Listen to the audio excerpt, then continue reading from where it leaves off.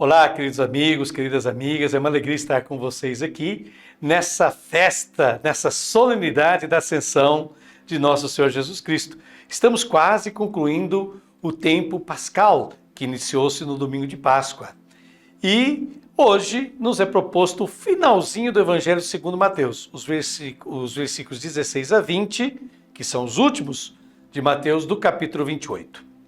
E o lema que eu escolhi para a celebração deste domingo da Ascensão é o seguinte: eis a nossa missão, mergulhar os seres humanos na realidade profunda de Deus. E vou repetir: eis a nossa missão, mergulhar os seres humanos na realidade profunda de Deus. Encontramos o episódio da Ascensão de Jesus apenas no Evangelho de Lucas, no capítulo 24, versículos 50 a 53. E depois numa adição, num complemento do Evangelho de Marcos, no capítulo 16, versículo 19. Mas não encontramos essa cena nos demais evangelistas, nem em Mateus, nem em João. Mas a mensagem do evangelista, no caso, Lucas, é idêntica à dos outros. O que Lucas quer nos dizer? Que a ascensão de Jesus não é uma separação, mas uma proximidade. Não é um distanciamento, mas uma presença ainda mais intensa. Porque Jesus está na plenitude da condição divina. O final do Evangelho de Mateus é constituído por 5 versículos, nos quais o evangelista encerra, resume todo o seu Evangelho. Vejamos juntos. Comecemos por Mateus 28, primeira parte do versículo 16, que você já vai enxergar aí, e que diz: os 11 discípulos partiram para a Galileia. Vejam que se fala 11 discípulos. Os discípulos, então, não são mais 12. E o número neste evangelho não é reconstituído. O evangelho termina falando dos 11. Os 12 significavam o novo Israel. Os 11 significam que o novo Israel não é reconstituído. Portanto, a mensagem de Jesus é universal. É para toda a humanidade. E aí diz este versículo: partiram para a Galileia. Eles vão para lá porque 3 vezes houve um convite para encontrar Jesus na Galileia. 3 vezes. Né? Mateus 26, 32, depois Mateus 28, 7 e 10. Jesus convida seus discípulos a encontrá-lo na Galileia depois da sua morte e ressurreição.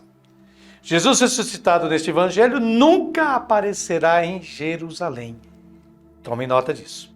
Vejamos agora a segunda parte do versículo 16. Capítulo 28. A montanha que Jesus lhes havia indicado. O evangelista escreve para a montanha. Temos o artigo definido, a montanha, indicando, portanto, uma montanha específica. E ele diz ainda que Jesus lhes havia indicado. Mas Jesus não indicou nenhuma montanha neste evangelho. Por que os discípulos vão para a montanha? O significado não é topográfico, mas teológico. A montanha, neste evangelho, é a montanha das bem-aventuranças, onde Jesus proclamou a sua mensagem. Bem-aventuranças que são 8, e o número 8 é a figura da ressurreição no cristianismo primitivo, porque Jesus ressuscitou no primeiro dia da semana, ou seja, passada a semana no primeiro dia, ou seja, no 8º dia. E são 8 bem-aventuranças. Assim, os discípulos vão claramente para a montanha.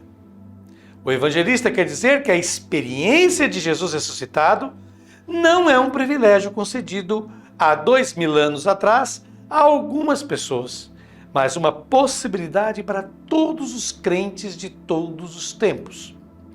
Basta situar-se no Monte das Bem-aventuranças, isto é, acolher a sua mensagem formulada e sintetizada nas Bem-aventuranças. Este é o caminho para o encontro com o ressuscitado. Mateus, no capítulo 28, versículo 17, nos diz: quando viram, prostraram-se, mas alguns duvidaram.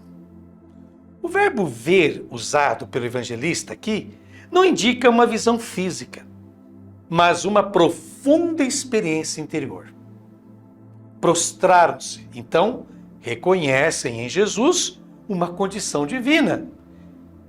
Então, estranhamente, o evangelista diz: mas alguns duvidaram. Mas do que eles duvidaram? Não que Jesus tenha ressuscitado. Eles o veem, Não que ele esteja na condição divina, eles se prostram. Então, por que alguns discípulos duvidam? O evangelista usou este verbo duvidar apenas uma outra vez no seu evangelho. Naquele episódio conhecido, quando Jesus caminha sobre as águas. Mateus 14, de 22 a 33. O que indica a condição divina, esse caminhar sobre as águas. E Pedro, o discípulo, também quis caminhar sobre as águas. Ou seja, também ele quis a condição divina. Jesus diz que ele pode ir, mas ao ver a dificuldade, Pedro começa a se afogar e pede ajuda.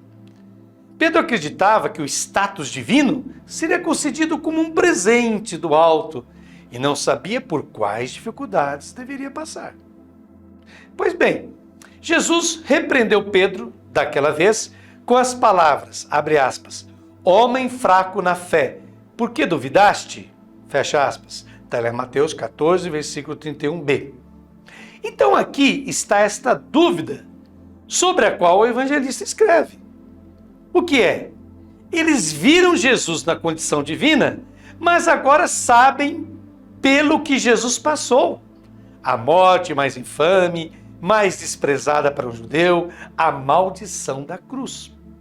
Então de quem esses discípulos duvidam? Duvidam de si mesmos. São convidados a alcançar a condição divina, mas não sabem se conseguirão enfrentar as perseguições e até a própria morte. É por isso que eles duvidam. Prossigamos Mateus 28, 18. Jesus aproximou-se deles e disse, foi-me dada toda a autoridade no céu e na terra. Enquanto as mulheres se aproximaram de Jesus, aqui é Jesus quem deve se aproximar dos discípulos. Olha a diferença. As palavras de Jesus, tais como o evangelista escreve, se referem ao profeta Daniel, onde o Filho do Homem recebeu todo o poder no céu e na terra, como está lá em Daniel capítulo 7, versículo 14.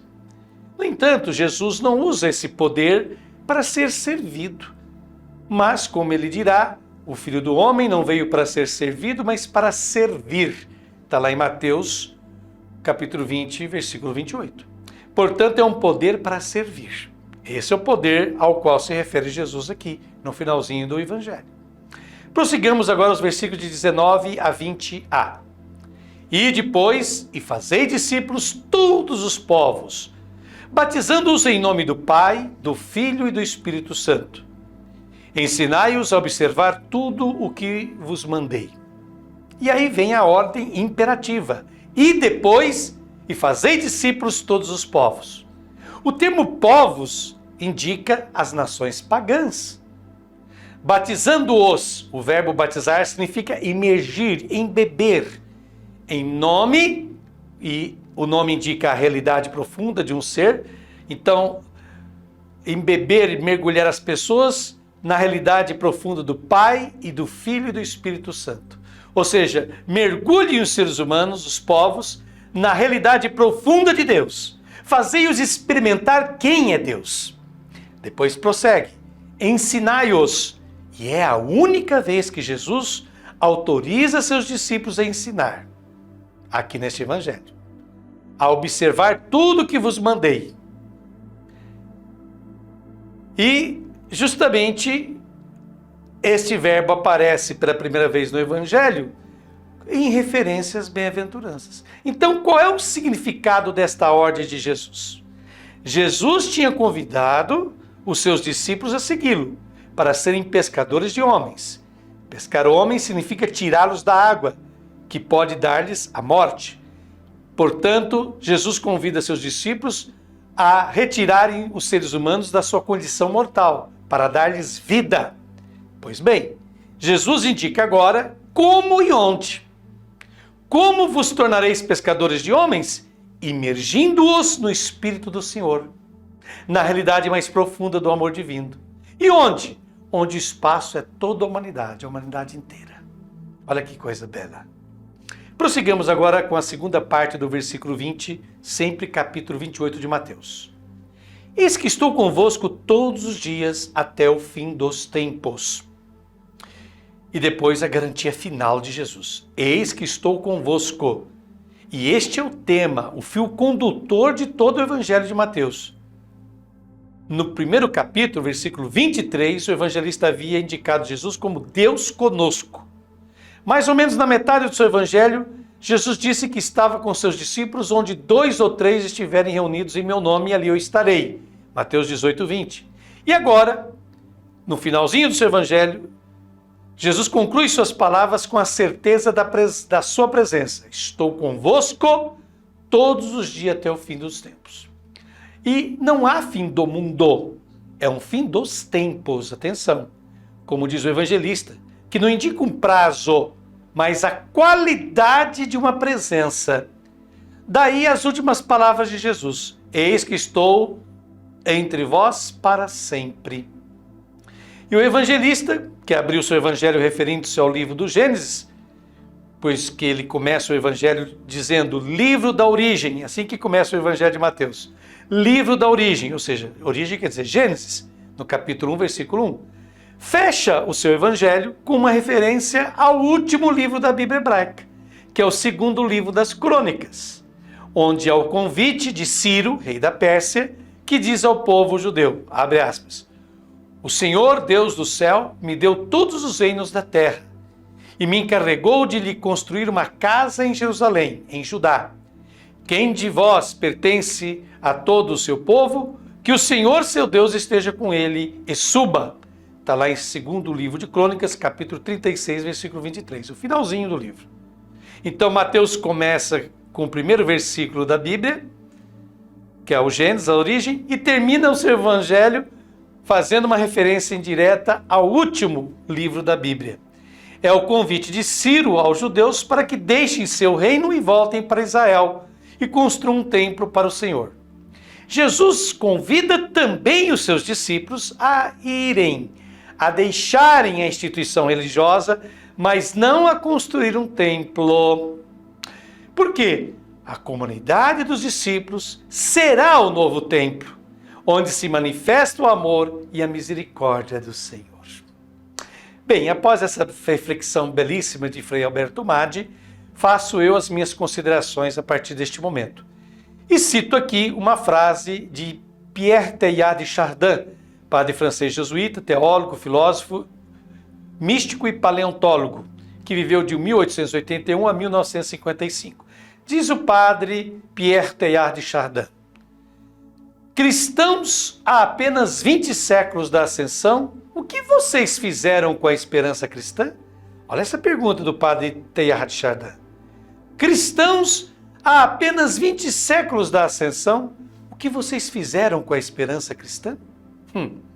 A festa da Ascensão do Senhor é algo que ultrapassa aquela visão ingênua e falsa de que Jesus deslocou-se da terra, portanto daquilo que era humano, para o celestial, ou seja, para aquilo que é divino. A elevação ao céu, tal como está lá em Atos, capítulo 1, versículos de 9 a 11, que foi a primeira leitura da liturgia deste domingo, é interpretada como uma partida deste mundo, como se Jesus tivesse se retirado de nossa presença. Porém, o Evangelho de Mateus opera uma mudança significativa nesse tipo de visão. E isso de duas maneiras, de duas formas. Primeiro, da elevação ao divino, Mateus muda para a universalização do cristão.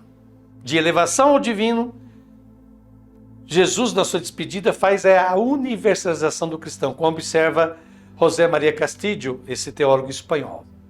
Afinal, o Jesus de Mateus assume plenamente a identidade do Filho do Homem, tal como em Daniel, capítulo 7, versículo 14, que diz o seguinte, abre aspas, foi-lhe dado o poder, a honra e o reino, e todos os povos, tribos e línguas o serviram. Seu poder é um poder eterno que não lhe será tirado, e seu reino jamais será destruído. Fecha aspas. Se a aliança de Deus com Moisés no Monte Sinai revelava Israel como sendo uma propriedade entre todos os povos, um povo escolhido, como está lá em Êxodo, capítulo 19, versículo 5, agora, no Monte das Bem-aventuranças, no último lugar que Jesus se encontra com seus discípulos, todos os povos devem se tornar discípulos de Cristo. Repito, todos os povos devem se tornar discípulos de Cristo. Mateus 28:19 deixa isso claro. Não há mais privilegiados. E o Evangelho de Mateus está cheio de citações sobre isso. Segunda maneira que Mateus muda essa visão da ascensão. A garantia de que Jesus, que Deus está com os seus até o fim dos tempos. Jesus não vai deixar os seus. Jesus não vai partir de perto dos seus seguidores. Não. Ele está com os seus até o fim dos tempos. É o que está lá no versículo 20. Ele é o Deus conosco. E não o Deus nas nuvens, o Deus Altíssimo. É o Deus conosco. Isso Mateus deixa claro desde o início do seu evangelho até o final, como já mencionamos. Então, a ascensão marca o início da missão dos seguidores de Jesus. A comunidade formada por Jesus deverá ser eminentemente missionária. O imperativo ide, como está lá no versículo 19, do capítulo 28 de Mateus, deixa isso muito claro. E essa missão possui uma pauta, um roteiro claro. E aqui eu me inspiro um pouquinho em Jaldemir Vitório, esse padre e biblista jesuíta. Ele diz o seguinte: primeira parte dessa pauta da missão os discípulos são enviados pelo ressuscitado. Portanto, o poder e a autoridade deles depende diretamente de Jesus.